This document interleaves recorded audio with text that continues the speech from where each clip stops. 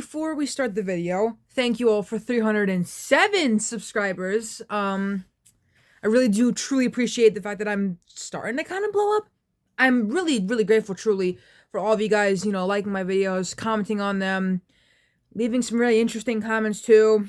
I'm not gonna say names. The second thing is that I can't remember or find out if I ever did a video about Amy Winehouse getting a biopic, so I guess this would technically count as my first video about it, even though, it's not really,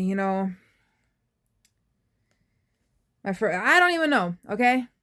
So, let's talk about it. If I remember correctly, 2 years ago or 1 year ago, they announced they were going to make an Amy Winehouse biopic, and I said that I was not on board with it. I was not on board with it, and I feel so bad for the one playing Amy, because she's gonna get so much backlash about this. I haven't watched the trailer, that's gonna be in this video. But we have two articles to read from.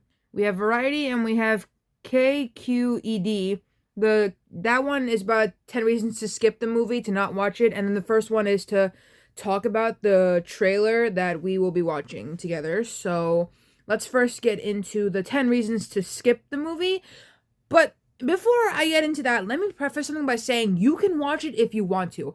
People watch the David Bowie biopic, even though David's family did not approve of it and no one approved of it. People still watched it.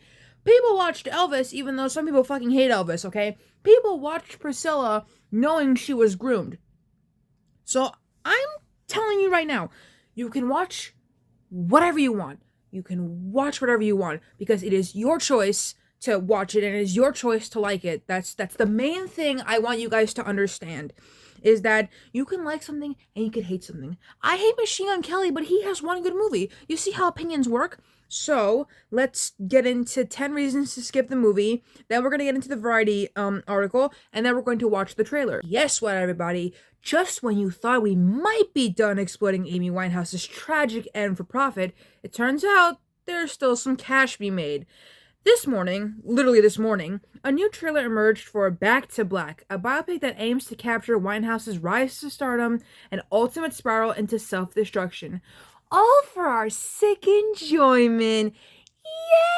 Yay! Before we keep reading the article, the article is recommending that I watch the trailer. So I might. You know what?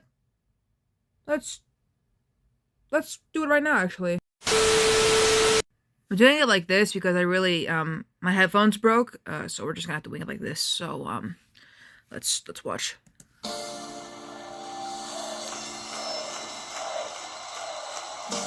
I don't write songs to be famous. I write songs because I don't know what I'd do if I didn't. Me in my head high, and my tears dry. Get on without my guy. I want people to hear my voice and just forget their troubles. You gotta remember, I ain't no Spice Girl. Amy Winehouse. We only said goodbye with words. I died 100 times. You go away. I wanna be remembered for just being me.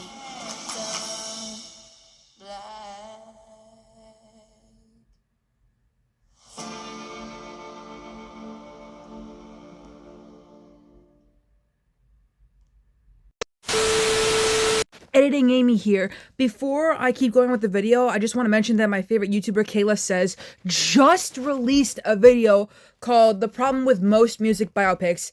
And it's so funny because I'm making this video right now. So I was like, okay, I should mention this. So I'm going to put it in the description because she's a really good YouTuber and I highly recommend her because I just watched her video about Bradley Cooper. So she's amazing. So let's just keep going.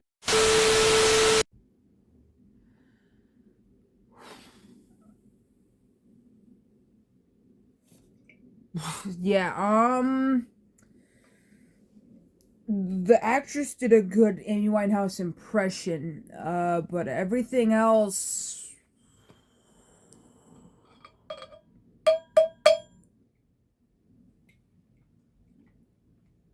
I'm not saying right off the bat it's bad, because I've seen musician biopics. I've seen Rocket Man, which, to be fair, Taron Egerton, or whatever his last name is, he was born to play Elton John, so scratch it off the list. Anyways, Rocket Man, Bohemian Rhapsody. I forced myself to watch that David Bowie biopic. Did not see Elvis, but I'm gonna count Elvis on this list on my fingers anyway. And the Beach Boys biopic. Am I missing something? I'll think about it later. And, sometimes you can't do exact casting. Like, one could argue for the Motley Crue biopic. Machine Gun Kelly could have been a good Nicky, and Douglas Booth could have been a good Tommy. But, that's just how things are. That's just how things are. So, with all of that being said, let's get into why this movie isn't good already so far. From this article from KQED. Amy Winehouse was goofy and hilarious and had a bawdy sense of humor, and there's no sign of that in this trailer, and that is a giant bummer. Number 2. The Winehouse estate approved this movie, but the Winehouse estate has demonstrated over and over again that it'll take any and every opportunity to make money from Amy Winehouse's name, regardless of whether or not she'd have approved. These people okayed an Amy Winehouse hologram, for crying out loud. How can we be done with giving them money now? Marissa Abella, the woman playing Amy Winehouse in the biopic, is doing an extremely good impression of her. Very impressive. Unfortunately, all of the things that made Amy Winehouse such a compelling performer and human were perfectly intangible and cannot be replicated by anyone, even someone who's nailing the accent this well. No amount of hairspray and eyeliner is going to compensate for that. Number 4. That "you've got to remember I ain't no Spice Girl" line was deemed enough of a movie high point to be put in this trailer. Let's consider how bad the other dialogue must be if this made the cut.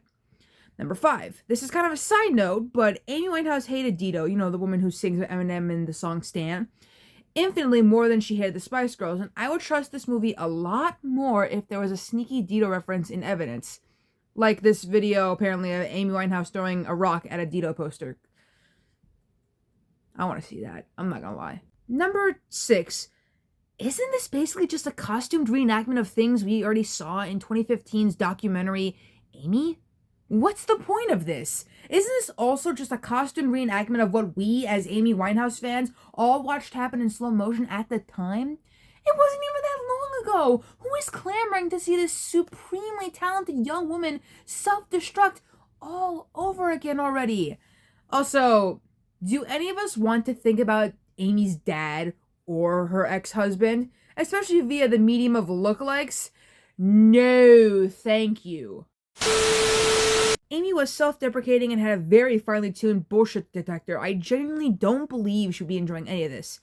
Back to Black stands as evidence that, as a culture, we're still not done exploiting the pain of our biggest female stars for public entertainment. She dealt with too much of that in life. Amy Winehouse shouldn't be contending with it 12 years after her death.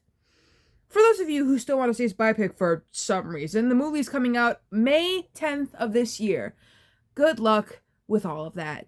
So, here's the thing before I end the video, and that's, I'm gonna go see it.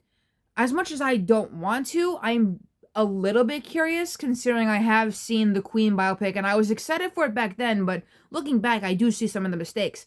I will go see this movie in theaters, and I will give a review, but it will not be spoilers, because I'm sure most of you want to go see this movie, and you know what, kudos to you if you want to go see this movie, regardless of everything I just said in this video, because again, it's your choice, If you want to go see this movie, you can. Who am I to stop you? I'm just a YouTuber, I don't have any say in what you do.